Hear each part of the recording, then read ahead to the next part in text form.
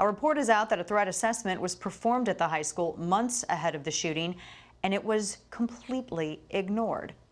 Here with details on the report and who exactly ignored it is NRATV Correspondent Kerry Picket. Kerry, thank you so much for being here. Let's talk about this exclusive interview that you have with a Stoneman Douglas faculty member, because one of the things that came out of this was the fact that there was an assessment done on the school.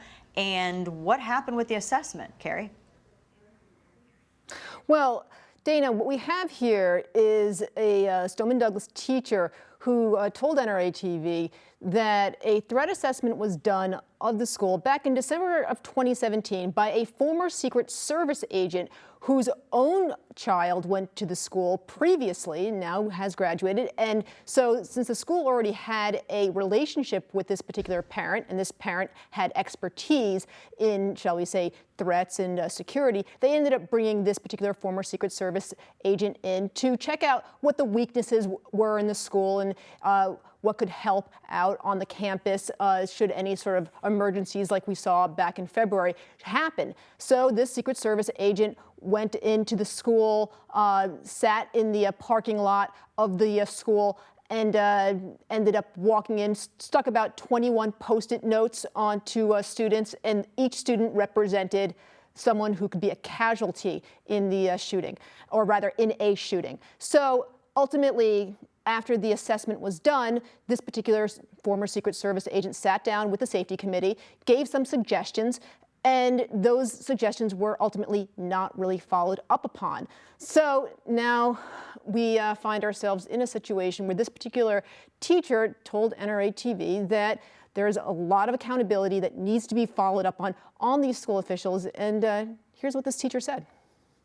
There is blood on many people's hands through this whole thing. Definitely on the principal's hands, but Sheriff Israel, definitely blood on his hands, because the BSO, not only the school resource officer, but no BSO deputies ever went in, even while shots were being fired inside of the 1200 building. But the superintendent and the school board also, because of their policies.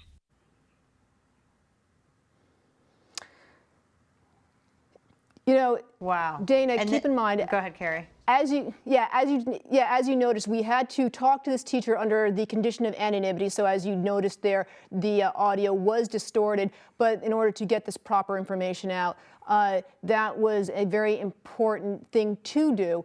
But ultimately, one of the things that we also found out was that some of the suggestions that were put out there were to make sure just simple things like keep the gates locked. Make sure that if there's a fire drill, that before everyone is evacuated, have someone who is in an authority figure position to go find out who, or rather where the origination of the fire drill came from, so then people aren't just emptying out into the hallways, so then someone could take advantage of it. It was things like that. This was what this teacher said.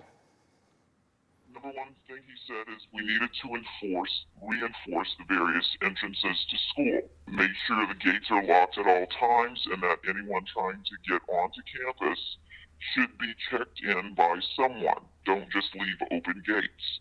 Secondly, regarding fire alarms. As it is at Stoneman Douglas, when a fire alarm goes off, everyone is told to exit the building immediately.